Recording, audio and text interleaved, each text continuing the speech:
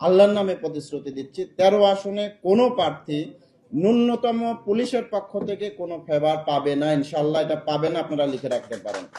এই জোনের হচ্ছে যে সংসদীয় আসন 13 এর মূলত পুরোটাই আমার জোন কেন্দ্রিক, অর্থাৎ ঢাকা সংসদীয় 13 আসনের পুলিশের পক্ষ থেকে মূল দায়িত্বে থাকবো আমি। এবং এটা আমাদের জন্য একটা চ্যালেঞ্জিং বিষয় এবং একই সাথে আমাদের জন্য একটা দায়, বড় দায় পরিশোধের বিষয় বলে আমরা মনে করি। আমরা যদি বলি, দেখেন যে 1971 সালের মহান মুক্তিযুদ্ধ হয়েছিল কিন্তু ভোটের অধিকার না দেওয়ার কারণে। একই সাথে 2024-এর যে গণ অভ্যুত্থান হয়েছে সেটা হয়েছে মূলত এই দীর্ঘ সময় ধরে ভোটের অধিকার মানুষ ফিরিয়ে নেওয়ার জন্য।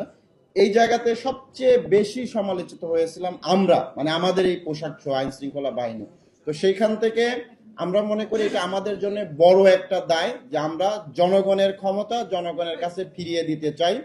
এবং আপনারা যারা ব্যক্তিগতভাবে আমাকে চেনেন আপনারা জানেন যে আমি নির্বাচনের ক্ষেত্রে ন্যূনতম কোনো কাউকে ছাড় দিয়ে চলি না। এবং ইনশাল্লাহ ঢাকা 13 আসনে আপনাদের সামনে এইখানে দাঁড়ায় প্রতিশ্রুতি দিতে পারি, আল্লাহর নামে প্রতিশ্রুতি দিচ্ছি 13 আসনে কোনো প্রার্থী ন্যূনতম পুলিশের পক্ষ থেকে কোনো ফেভার পাবে না, ইনশাল্লাহ এটা পাবে না, আপনারা লিখে রাখতে পারেন।